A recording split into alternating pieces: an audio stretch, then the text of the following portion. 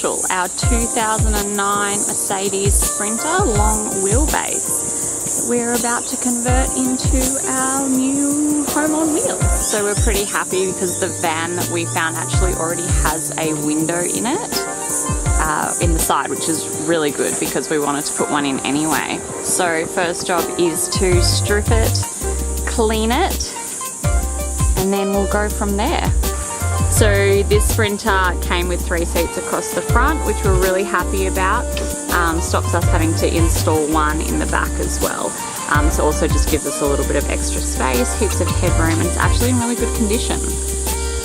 That is our 2009 Mercedes Sprinter that we're about to convert into a stealth home on wheels. We're helping Daddy renovate the van. Got a sick baby. So the sidewalls were actually put in with rivets, so Cam just had to screw through the rivets to break them. Then we were able to rip the carpet off and take the plywood off the walls.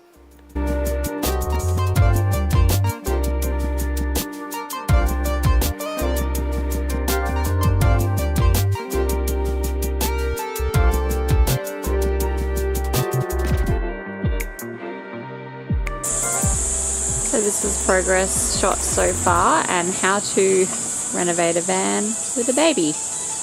Contain it in a porta cot. So this is what we've done. We've stripped the wall, stripped the floor. The floor underneath the floor was so much dirtier than we thought. Pretty gross. So slowly going through that. But the walls are amazing. They look like they've barely ever had anything on them, which is awesome. So we're just cleaning it all up so we can get started with the rest.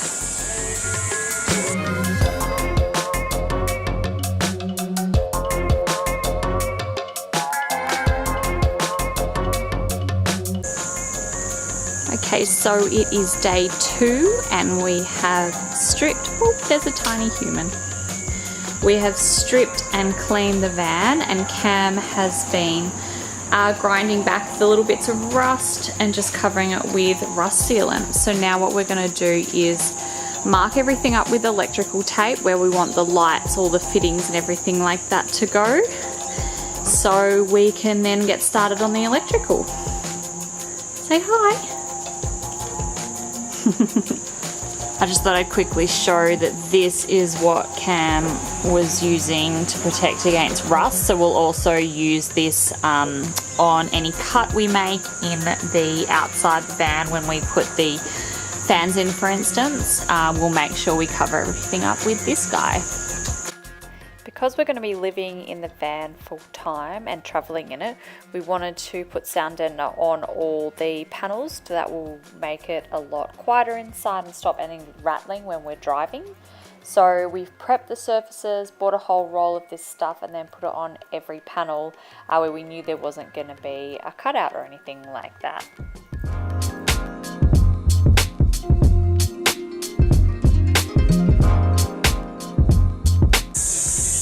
We are just hanging in the van while Cam does the sound deadener. We're being very good helpers and staying out of the way.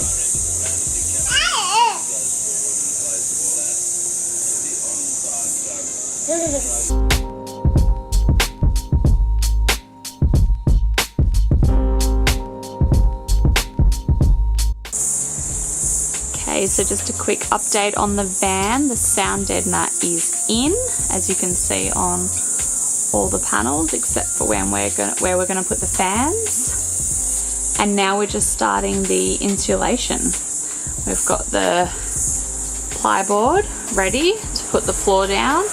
Just waiting on the foil, what are they called, babe? Foil board to come, to arrive at Bunnings.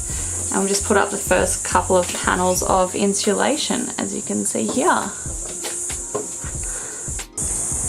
This is the insulation that we're using. It comes in a massive roll here.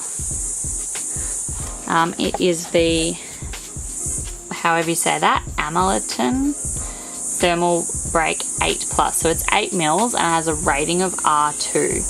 So that's pretty good. We're also, oh, dropped my sunglasses.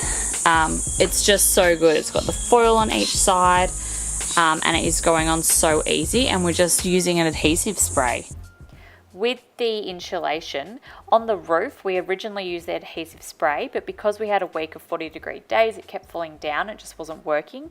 So Cam actually put some thin bits of timber across the roof panels and actually nailed the insulation to that to make it stay up, which works really well because then there's a thin air barrier between the sides of the van and the insulation.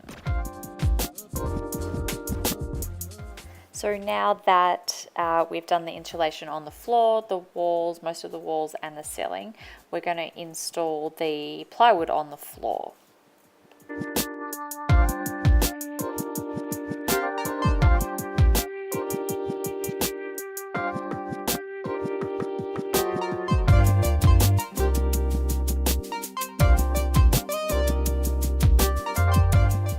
To give us air and circulation in the van, we bought 2 Max Air fans in white, one to go at the front of the van and one to go at the back of the van.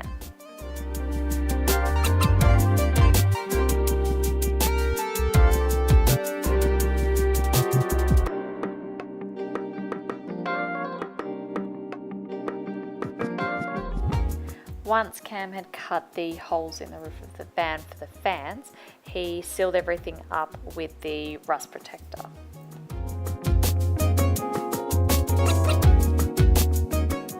To finish off the fans, we just put a few trims of timber on the inside that we could fit the inner parts of the fan to. Then with the insulation, we ran some expanding foam all around the ceiling and the wall panels, and Cam also then fit the rest of the leftover insulation across all the bottom wall panels and top wall panels. He then also put all the wiring that was already in the van into some Coro and re-ran it through to the back of the van, so it was a lot tidier. So that will be it for this video. In the next video we go into the framing of the van and the electricals. If you liked it, please give a thumbs up and subscribe.